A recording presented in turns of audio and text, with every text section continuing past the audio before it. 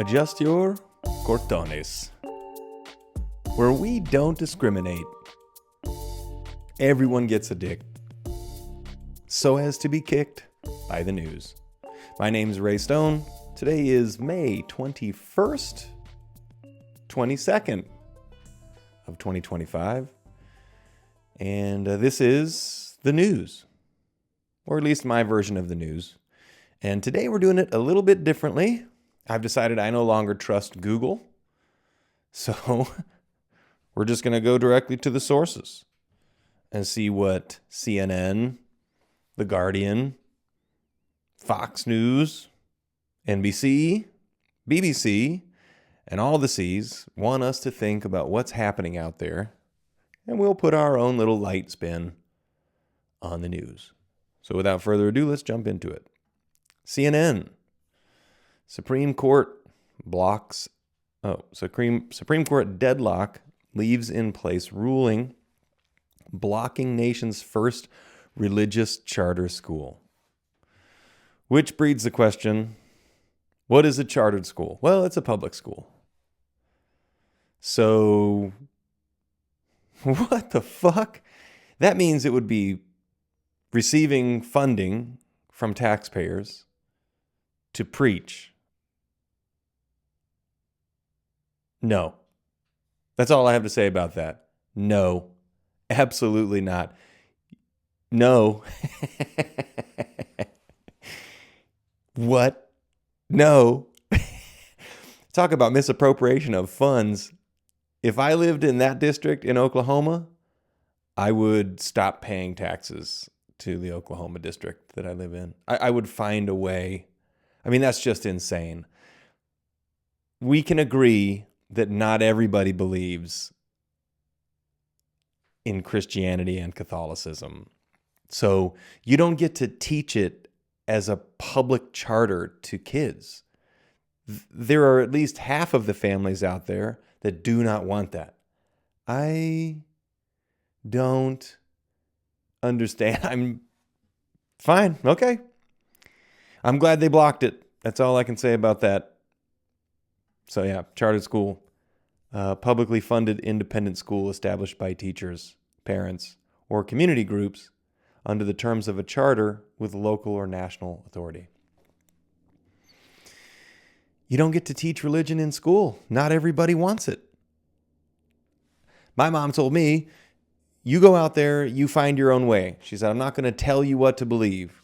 I did not get raised in a religious household, but I did get raised to be an open-minded thinker. And so I went to church a couple times as a kid, just for fun, with other families, friends of mine whose families went to church. And I remember the first experience, I went to a church where they did talking in tongues.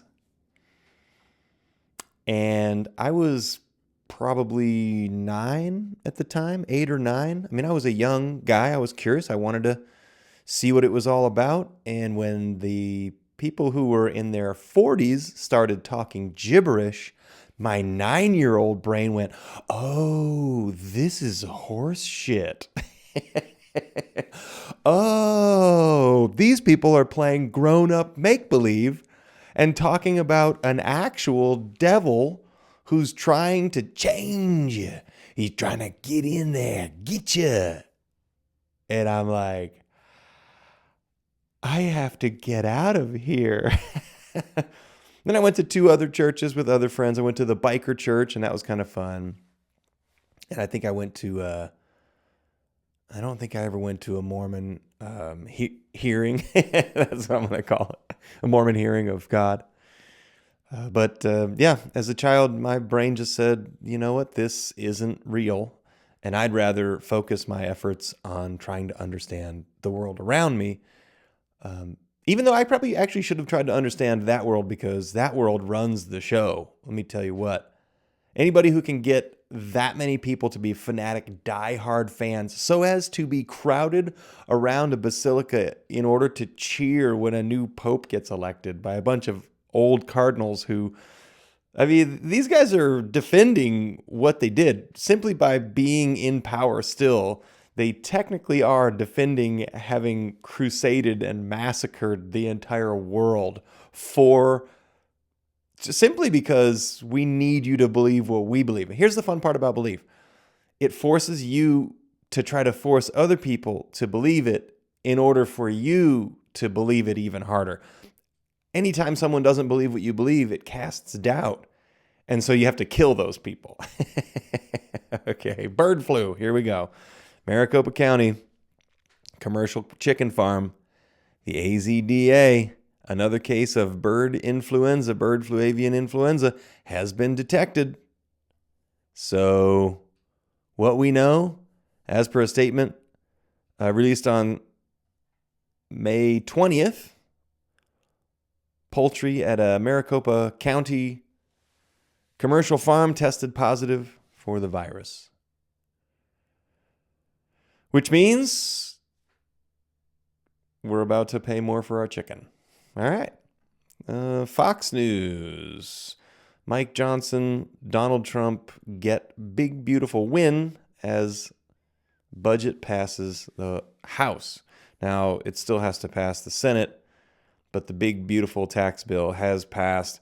What I love about this is immediately, this did show up on the Google feed too. I got news for you. I still do Google the news. I just didn't want to give it the joy that it usually gets from everybody out there. But the Google headline said, passes the big tax bill, which means more deficit. We were already headed for more deficit. Until we stop spending the insane amount of money that we spend, we're headed for more deficit. How about we just don't buy a bunch of crap? What do you think? How about we stop buying a bunch of crap? We stop letting the government just take our money. Like, oh, we fucked up our spending, so we're going to take your money. And then this guy says, I'm going to try to let them keep some of their money. And the government says, yeah, but deficit is, we're going to say deficit until, fucking people. So crazy. All right. NBC News. In a tense meeting, Trump makes the South African president watch videos promoting baseless claims of white genocide. Now, the claims aren't quite as, well, let me say white genocide isn't a baseless claim, but the examples that he used apparently weren't correct because he cited a bunch of stuff. You know what he really should do is double check. He should get somebody in there that's fact checking. Although I think he actually understands. It is a crazy new way of doing politics, of politicizing anything and creating news of your own, is to say something that's not true. Because in the time that it takes anyone to disprove the alleged statements, it's too late because there are any number of people who believe what you just said. Like I saw those things and my brain processes like, all right, I'm not so sure about that. I mean, there were a lot of videos of the South African president saying kill, kill, kill, war, war, war, and basically, and saying defend against the white man.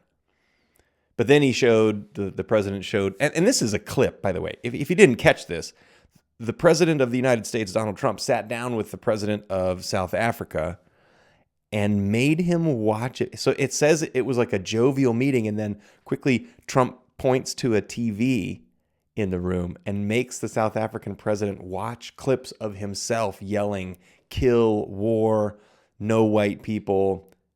And it's like, dude, it's South Africa. Let them be black down there. Let them do whatever they, as long as, I mean, as long as there's not really actually a genocide on white farmers, because, you know, that's where we draw the line. You can kill as many black farmers as you want, South Sudanese, whatever you want, but don't you kill these white farmers.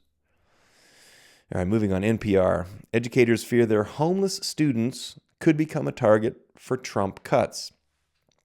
Now, NPR clearly has their own bent and their own agenda, but the thing that I kind of got my attention was homeless students. I'm like, how do you be a homeless student? How does that work? And apparently this one, ninth grader, this is a ninth grader? Wait a second.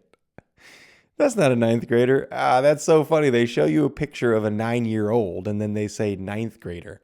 All right, so we'll just read the article. Ninth grader Diana estimates she's moved about 6 times in the last 6 years. She said her family hasn't had a fixed place to live since they moved to southern Rhode Island from Guatemala in 2019. Now, this isn't just a homeless student. This is and it's technically not homeless. Her entire 4-member family rents a room in a house, which is not great, but those are the same conditions that they tend to live in Guatemala. I've been through Guatemala. I drove through the country a few years ago with my younger brother. We were on our way down to Costa Rica, which you can drive to. It is not an island. And we went through Guatemala. And the Guatemalan homes are, a room in an American home is much better than an entire Guatemalan home in many cases. They're very poor. It's dirt floors, windows maybe, a lot of cardboard. These are shanties. And what was interesting too about driving through Guatemala is we saw many very good looking, kind of dressed up young women standing out in front of these homes. And we were like, are these hookers? Is this, what is happening here? Are these hookers that are standing out in front of these homes waiting to get picked up? And I'm like, I think maybe so. Cause it looked like they were waiting for a bus, but maybe they were waiting for a train. All right, moving on. BBC. 2 Israeli staff members killed and a suspect in custody after Washington, D.C. shooting. In the summary, the 2 Israeli staff members have been shot dead, leaving an event at Capitol Hill Jewish Museum in Washington. Leaving an event shot as they were leaving an event. Okay, got it. We're just hearing from the Capitol Jewish Museum, outside of which Wednesday's shooting took place. We are heartbroken by the murders of Yaron Leshinsky and Sarah Milgram and send our sincere condolences to their families and friends. In an act of horrific anti-Semitic violence, a gunman attacked our beloved community. Now, the interesting thing is I think this gunman was from Chicago. Yeah. I just don't... I don't follow this line of thinking. Something is wrong with how we're raising our children, obviously. But I don't understand the line of thinking that says, I'm not happy about a war. I'm being fed information about this Gaza, Palestinian-Israeli war. And so I'm going to shoot Jews.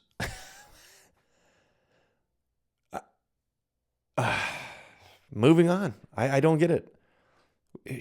Shape up out there. What the fuck? A small plane crash reported in San Diego neighborhood. I just included this because what the heck is going on with all these small planes? What are we doing? Quit crashing. This is the U.S., for God's sake. Get a pilot license. Okay, the good news. Native turtles returned to Yosemite after being overrun by invasive bullfrogs from the east. Well, if I know anything, it's the war between the bullfrogs and the turtles. It's just, it's hectic out there. This war between the bullfrogs and the turtles has been raging for, a while. Long enough. So enough. Here we go. Unique Miami Recycling Company gives discarded shoes new traction. And a clever pun. And here, this is what I thought was kind of fun when I read it. In Miami's Little Haiti neighborhood, a local business starts feeding people shoes. No, that's not what it says. Sorts through thousands of donated sneakers to decide the best way to cook them and feed them to the Haitians. Wait, no. Keep them out of landfills. Whether pristine or not, each pair will have a future either as recycled material or with a new owner who's going to appreciate and continue to use them or eat them. Okay, enough of that. The Haitians don't eat shoes, they eat cats. Everyone knows that. A stray dog rescued from the streets visits dozens of countries with a woman who never liked dogs. You never liked dogs because you never had one. Anyone, if you want to make your life better, you want your life to, the quality of your life can increase by an unmeasurable degree. You won't know until you have one by getting a dog. Go get a dog. And the first time that you're on the couch, flipping through your phone or watching TV or tugging one. I mean, don't be tugging one around the dog. It's just weird. But the first time you sit down on your couch and your dog comes over and just puts his head on your lap and goes, that's it. That's love. And they're the best at it. And they don't care what you do. They're just going to be happy to see you. Unless you got an asshole dog, in which case, don't do that. All right. Seizures bar him from swimming, so he saves a drowning girl with his drone. What? From Pensacola comes the story of an improvised rescue that saved the life of a teenage girl who was caught in a riptide. A seizure-prone fisherman used his specialized drone to lower a life preserver into the water, allowing her to rest and recover enough to fight the tide and stay above water. Well, that's pretty smart. Drone rescue. Good one. And let's see, students decipher title of a burnt scroll from the famous library buried by Vesuvius. Huh? How did you decipher the scroll when it was burnt? All right, I'll read. This is going to be bullshit, I'm telling you right now. The title of a 2,000-year-old Greek philosophical text has been read by computer scientists using AI to study scrolls buried by the eruption of Vesuvius. Nope. I don't know if you guys have used AI, but it's dumb as shit. It's good at some stuff, but ask it to make an image. Think of an image that you can picture. This being Adjust Your Shorts, I asked AI recently to make me an image of a man in shorts being kicked in the dick by a man wearing a suit. Kicked in the crotch, kicked in the nuts, kicked in the balls, kicked in the groin, and it can't figure it out. I mean, too many feet. One of them's wearing shorts, the other one's wearing the wrong suit, or you've got a suit and then a short pant leg. I mean, there's no way that AI read this. This is what AI read. Yeah? You think? I bet not. All right, well, that's good news. And stunning perspective of the sun and moon comes from NASA mission set to study solar wind. Well, you know what? We're not even going to bother with that one. This has been the news. I'm Ray. You can pull your shorts back down to their normal levels and, consider yourselves kicked whether you have one or not. So have a great day. Bye.